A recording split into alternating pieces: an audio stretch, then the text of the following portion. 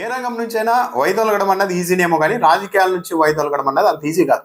రాజకీయ నాయకులు వైరాగ్యం వచ్చినప్పుడు, పరిస్థితులు ప్రతికూలంగా మారినప్పుడు అసలు ఈ రాజకీయాలు వదిలేసి వెళ్ళిపోతే బాగుంటుంది అనుకుంటారు. కానీ కొద్ది రోజుల తర్వాత మళ్ళీ రాజకీయాలు వదిలిపెట్టి వాళ్ళు ఉండలేరు. విజయసాయి రెడ్డి వైఎస్ఆర్ కాంగ్రెస్ పార్టీలో ఉన్నప్పుడైతే ఆయనకు విపరీతంగా ఫాలోయింగ్ కూడా ఉండేది. ఆయన ఏం మాట్లాడినా దానికంటూ ఒక అటెన్షన్ ఉండేది. కానీ ఎప్పుడైతే వైఎస్ఆర్ కాంగ్రెస్ పార్టీ నుంచి ఆయన బయటకు వెళ్ళారో ఇంకా అప్పటి నుంచి ఆయన గురించి ఈ మధ్య చర్చ కూడా లేదు. ఇంకా దాదాపు ఫేడ్ అవుట్.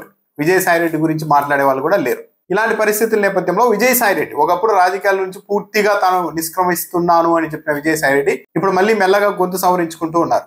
రాజకీయాల్లోకి రావడానికి సిద్ధమని మాట్లాడుతూ ఉన్నారు. శ్రీకాకుళం జిల్లాలో రెడ్డి సామాజిక వర్గానికి సంబంధించిన ఆత్మీయ సమావేశంలో విజయసాయి రెడ్డి పాల్గొన్నారు. అక్కడే మీడియా సమావేశం ఏర్పాటు చేశారు. కొన్ని అంశాల గురించి కూడా ఆయన మాట్లాడారు. అయితే ఈ మీడియా సమావేశంలో అటు వైసీపీకి ఇటు టీడీపీకి సమాంతర దూరాన్ని పాటిస్తూ ఉన్నట్టుగానే మాట్లాడారు ఆయన విజయసాయి రెడ్డి గారు. వైసీపీలో మీరు లేని లోటు కనిపించడం లేదా అన్న ప్రశ్నకు నేను లేని లోటు వైసీపీలో ఉంటుందని నేను అనుకోవడం లేదు.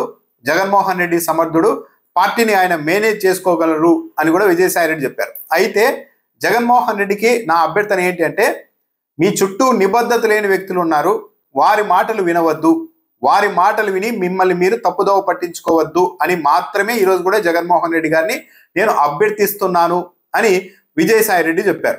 కేవలం జగన్మోహన్ రెడ్డి చుట్టూ ఉన్న కోటరీ వ్యక్తుల కారణంగా, వారి మాటల్ని అధినాయకుడు వినడం కారణంగానే అంతర్మదనం చెంది నేను వైసీపీ నుంచి బయటకు వచ్చాను కానీ మరో కారణం లేదు అని కూడా విజయసాయి రెడ్డి చెప్తున్నారు. ఒకవేళ జగన్మోహన్ రెడ్డి మళ్ళీ ఆహ్వానిస్తే వైసీపీలోనికి వెళ్తారా అన్న ప్రశ్నను ఆయన ఖండించలేదు.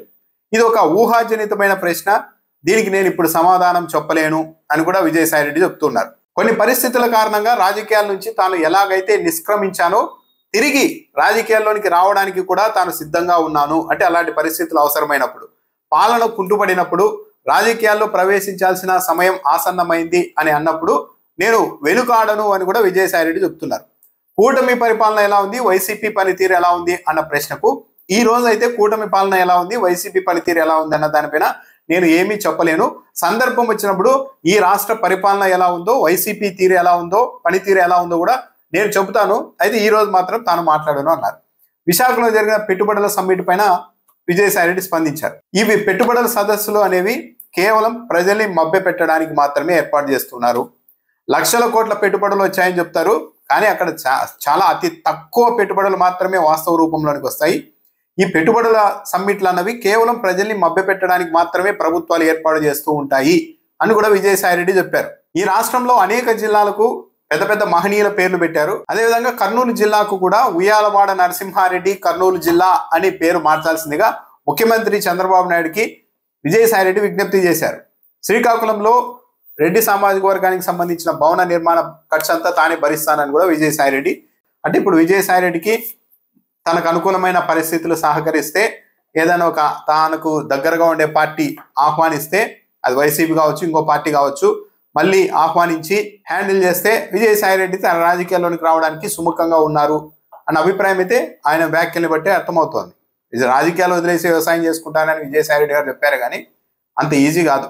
రాజకీయాలను వదిలేసి వెళ్ళి వ్యవసాయం చేసుకోవాలంటే దానికి చాలా చాలా ఉండాలి. కానీ యాక్టివ్ రాజకీయాల్లో పాల్గొంటూ, అది కూడా వైసీపీలో చాలా కీలక పాత్ర పోషించిన విజయసాయి రెడ్డి గారు ఒక హఠాత్తుగా వ్యవసాయంలోనికి వెళ్ళిపోయి ఈ ప్రపంచానికి, రాజకీయానికి దూరంగా బతకడం అన్నది అంత ఈజీ కాదు. విజయసాయి రెడ్డి విషయంలో కూడా అదే ప్రూవ్ అవుతోంది. ఆయన మళ్ళీ రాజకీయాల వైపు మొగ్గు చూపుతున్నారు అన్నది కూడా అర్థమవుతోంది.